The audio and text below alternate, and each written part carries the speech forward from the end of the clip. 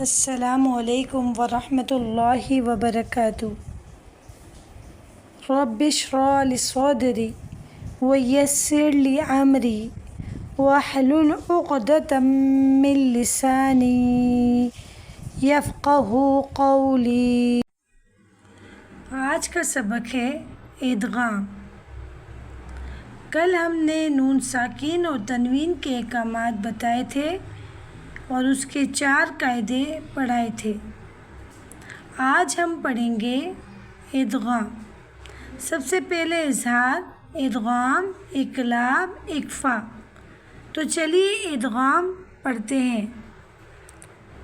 اظہار کے تو معنی تھے ظاہر کرنا اور ادغام کے معنی ہیں ملا کر مشدد پڑھنا، گننا کرنا، گننے کے ساتھ پڑھنا۔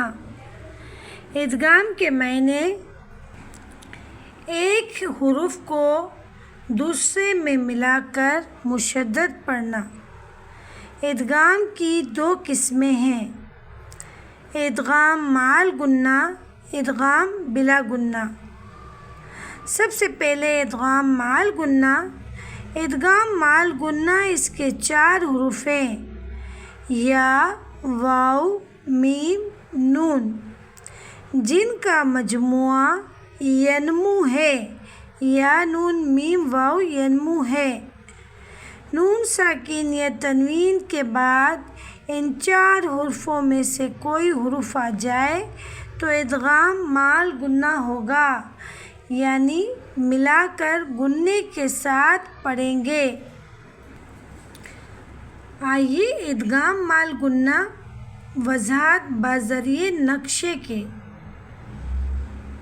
حرف یا، نون ساکن کے بعد ادغام مع غنہ کی مثالیں 2 کلموں میں۔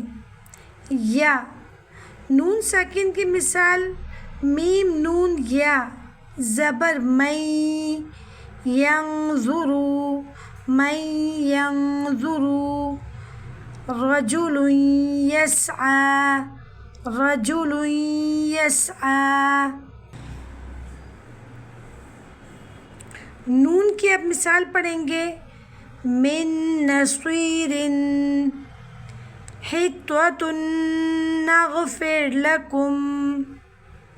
اب میم کی مثال پڑھیں گے، من مثلہ، برحمۃ منہ۔ واو کی مثال ہے، من ورق الجنۃ، ھدی وذکریٰ۔